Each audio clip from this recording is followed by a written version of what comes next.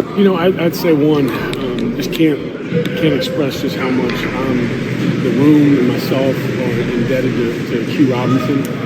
I just, with him, my hope with Q is that people will realize just how much he means to this program, how much he's poured into it, and that how much he helped me when I got here and continuing the things that the position has always been about. He embodied that. And, he's been helping me prepare a lot of these younger guys for this opportunity every day. A lot of times I don't have a grad assist or anything, so he helped me a lot every day with just making sure those guys, and Quay Rousseau, Yanze Pierre, Noah Carter, Jay Sean Ross, really just helping me get those guys ready. And obviously Quay Rousseau, who's contributed a lot this year, and Yanze, battling an injury at one point, being able to come back and contribute. He played the most plays that he's played this season. And so I'm looking forward to those two guys and the young guys and finding an opportunity and a role.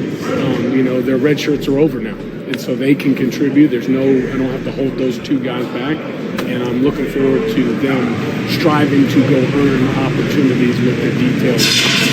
Yeah, obviously Q's got injured or rehab from that. What can he do, or what role will he have kind of through this rest of the season for you? He came to our Monday. We have a voluntary meeting where we just kind of go over the film for the week, just get him an idea. And he showed up, and I said, I need you, man. I need you here. I need those lessons. I need you talking to them with your voice, your leadership, just like the guys like Tim Keenan, Tim Smith, Malachi. Like, he is one of those guys. Like, I know we don't have a million captains, but in my eyes, that guy's lived the same way, and that's what being a leader at Alabama looks like. Is you make an impact. You'll be judged on how you affect other people, and he's left an impact on this room. Is he now officially more the GA? You know what? If he will help me out, I know he's got some rehab to do, but I'd love to have him out there as much as I can to be that voice. So I appreciate it.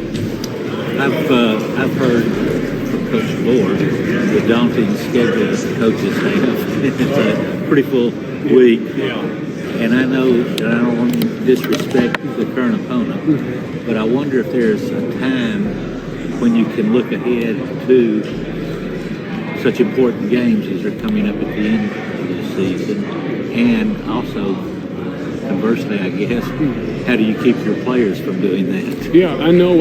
Obviously, a lot of times, we're not naive as coaches to believe that the outside, we don't really get to get out much as coaches. And the players do. They're walking on campus, and obviously a game like LSU is an opponent that a lot of people are talking about, a lot of buzz around that.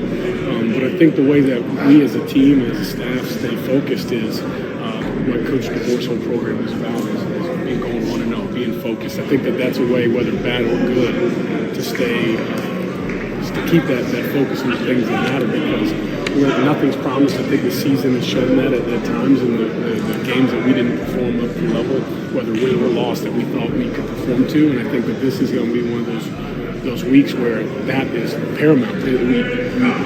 We played so great last week, and if we don't perform the way that up to our standard, Alabama standard, you've got more things to deal with than maybe at other times. And so as coaches, I think I've been harder on my guys this week coming off of a win, because we've had great wins, and when you don't repeat that, that means that mentally there was a slack off, and we've been harping on that probably louder than ever this week. And so we need to take a step forward as a team and complete performing to our standard, showing that on game day, and that's what we expect every game, but especially after having a great success that we wanted to have after LSU. Have you seen? Backpacking off of that, this season has been crazy, but what have you loved that has stayed consistent throughout the team this whole season? I'd say the intensity from the leadership, guys like Tyler Booker, Malachi Moore, Deontay Lawson, Jahad Campbell spoke to the team today. The intensity that those guys come with, because the leaders, you will always respect the guys that you line up next to. And so when those guys have it, it's like, man, I've got to step my game up. I can't take a minute off a playoff. And we know that any play could be the play. It came down to a handful of plays in Vanderbilt and Tennessee game. To see the leadership, no matter who we're playing, keep the intensity, that is what as a coach, I'm excited about and what I appreciate coming in the building. What did Jihad say today? Just it talked about, hey, if you are not going to give your all for Alabama in practice, you don't need to be here. And that's just but that's something that those guys, you see it, they talk about it, but he's one of those guys that lives it. Tyler Booker, he lives it. You know, the leadership on this team is what drives this team, and I'm excited to see what they continue to do. John's a guy that can maybe get more reps at your position now with you down. Just how you think he can excel in that role, and maybe has he worked you at all in practice and working on that? No, he has, and that's one thing. Coach Morrell and Coach Womack, we spent a lot of time. You know, like I said earlier in the year, like how if a guy is versatile and you can line him up at several different places, the offense is having to figure out what he's doing. I've seen a growth in him, a desire to refine the things that he maybe didn't do all the time positionally. And so I've spent time with him pass rushing. I know Q Robinson leading up to before getting banged up, spent a lot of time with the one-on-one and on just talking about, hey, this is how I do it, and really learning from each other as well. And so he's taken a great leap in that, and I think he's enjoying that, man, I'm versatile, I can line up. People have to wonder what I'm going to do before the ball's snapped. He's shown you since his growth this year. The thing with him that I'm most proud of is a lot of guys when they're young, they're just happy to be here, and that's normal. I was that way when I went to Georgia. And it's like, and then there comes a point when you realize, man, I need to do this now, and you see some habits change. And we talked today about, you know, the choices and actions that you take are going to lead to a habit. What type of habit on the field do I want? I want to be out there, and then I want to be counted upon. And I see that in him. He sits in the first chair in the meeting room. He's taken notes that he didn't take when I first got here, and that's just the growth from being a young guy that, you know, with first-round draft picks in the room, where I'm not being expected to do much, where now it's time for me to go.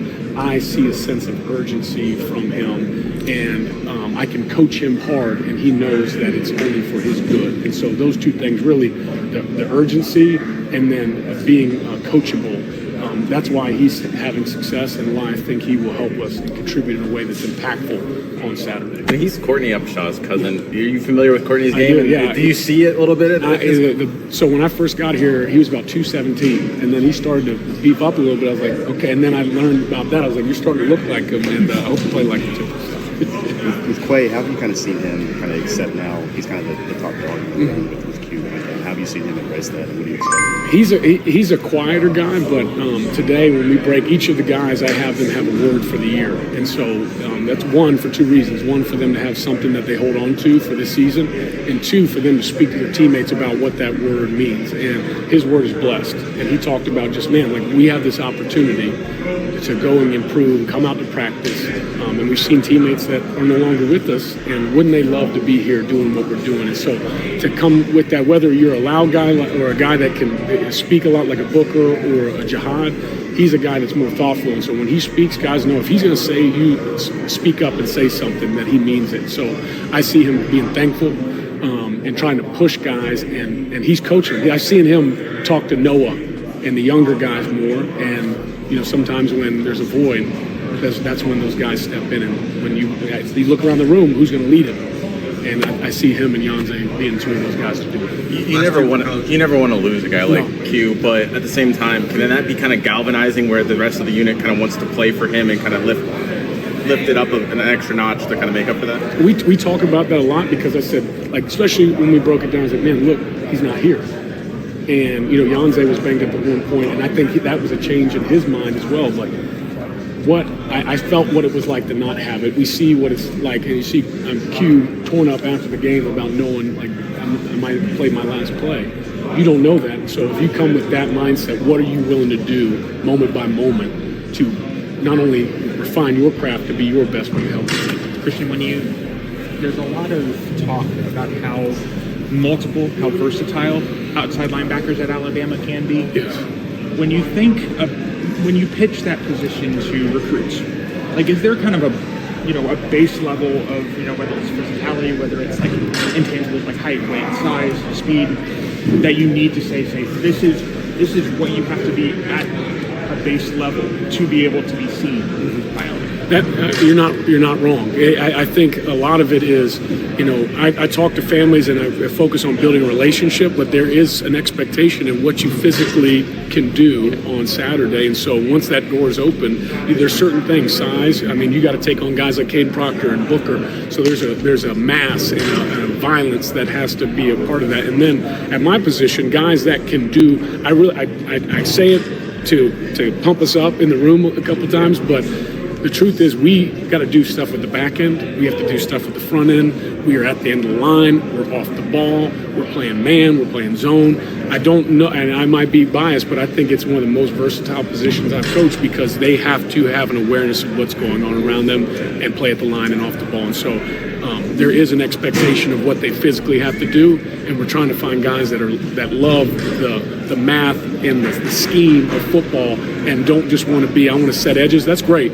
But then they're going to pay you to move around the field when you're playing at the next level. And the guys historically have done that here, have been able to do that. Thanks, y'all. I mean, it's FCBS. All those letters don't mean a thing. Those kids play hard. They're coached by really good coaches that can coach anywhere. So, I think we don't get caught up in that. We just got to go play football. I think Justice had a few nice blocks to run Jalen's touchdowns. How's Justice developed as a blocker over the course of the season? Justice is a football player. And it's not just running the ball. It's not just catching the ball. It's doing the small things away from the ball that show what kind of football player you are and also what kind of teammate you are. So, Justice blocks his tail off. So does Richard and Jam and all those guys. So they were just playing football. We just want to do whatever we have to do to go win. I think Jam was the leading receiver this past week from a reception standpoint. Just how versatile is this room and how comfortable are you using him in the situation? I mean, this is an offense where you got to be able to do multiple things. We talked about blocking, talked about running. You have to be able to catch the ball out of the backfield. He made some really good catches, obviously, and the elements. A little rainy, but that was good. We worked it all week. We worked on wet ball drills, worked on catching the ball without gloves on and all those things. So obviously, it was really good for him to make those catches for himself, but also for the team in some critical moments on third downs. You mentioned being 1-0 this week, just as the mindset. Have you seen that from this group? Yeah, it's not just this week. It doesn't matter who we play. It really doesn't. And that's what we've told these guys is that, the scoreboard doesn't matter. The standard of how you play has to matter more than who you're playing. So these guys have had a good prep so far this week. Obviously, we got to continue going against a really good team. But they've studied these guys. It's like they studied LSU and they studied Georgia and Tennessee. So, it's a nameless opponent, and you have to respect them. Going against a team that has a prominent defense like this in the FCS, when you guys were on third down last week, obviously what Blake said in terms of using these screen passes to get more first downs, could you see yourself doing that again? Well, obviously we don't want to tell that. Obviously we didn't come in here last week and tell you that we were going to do some of that stuff on third down versus LSU. Mm-hmm. We're not going to say what we're going to do on third down this week. We may run the ball every time on third down. We may throw the ball every time. We may run screens, throw perimeter. So it's just week by week. Obviously we have a great game plan. We'll sit in there and try to figure out the ways that we can take advantage of them, but also the things that we do best. And we feel like we'll have a great game plan this week also. What have you seen from your blocking for Jalen? Nothing special. He's just doing the things they're supposed to do. And I know you got to write an article to figure out some things to put, but they're doing the same things that we've been doing all camp. And getting in front of defenders and putting our hands on them and trying to move them. With Richard being able to get in the game, score a touchdown, what have you seen from him from a patience standpoint, sitting behind guys? And Richard's just doing exactly what he's supposed to do. And I think I saw his interview yesterday, and that's what we preach all the time. It's just when his time comes, he has to go make plays, but there's not a big celebratory thing that we did for him. He's supposed to go in there and make plays. He was supposed to go in there and find an open lane. They blocked the cave down the left side. He found a crease. He was supposed to go get behind his pads and run a defender over. And Kevin Riley can do that. Daniel Hill can do that. That's why you hear at Alabama. So when he did that, obviously we're excited for him, but we weren't surprised. And he's not surprising himself. And I think it's kind of funny that sometimes it's kind of like, oh, can he do? Yeah, he can do that. But we have a talented room. And it's kind of a next man up mentality where he knows when he has to go, he's got to play, regardless if it's the first play of the game or it's play 72. He better go in there and play the way he can play as a group. Robbie was talking, and he said that last year he had a play lined up where he was going to get the ball as a fullback. It never got called, but just wondering, given his skill set, how would he be at maybe handing off in a short yard situation? I don't think there's nothing that Robbie can't do. Robbie's a really good teammate, first of all. He's very unselfish. He's a no-nonsense player. Robbie has really good hands, good ball skills. He blocks his tail off. And there's no doubt if he got the ball, he can run through people and break tackles and also make people miss. So Robbie's a really good athlete. I don't remember that play that Robbie's saying that was made for him. But if he said it, I'll back him up. But he's a great guy. I would have loved for him to be my teammate. How crucial is he in opening up holes for the backs? I mean, Robbie blocks for the backs. He blocks for the quarterbacks. He's on special teams. He's a very huge part of what we do offensively. What have you seen from Mercer's defensive front so far? You know what? They're quick. They do a really good job up front using their hands to get off blocks. They obviously create a lot of tackles for loss. They do a great job sacking the quarterback. They create pressure. They force a lot of turnovers in the secondary because the quarterbacks are just running for their lives and throwing the ball up. They're really good from front to back. The linebackers are guys that blitz. They read run pass very well. Obviously, their record shows that. I mean, they're 9-1 for a reason. So they're a really good football team, and I'm excited about the challenge that we get after a big win like that.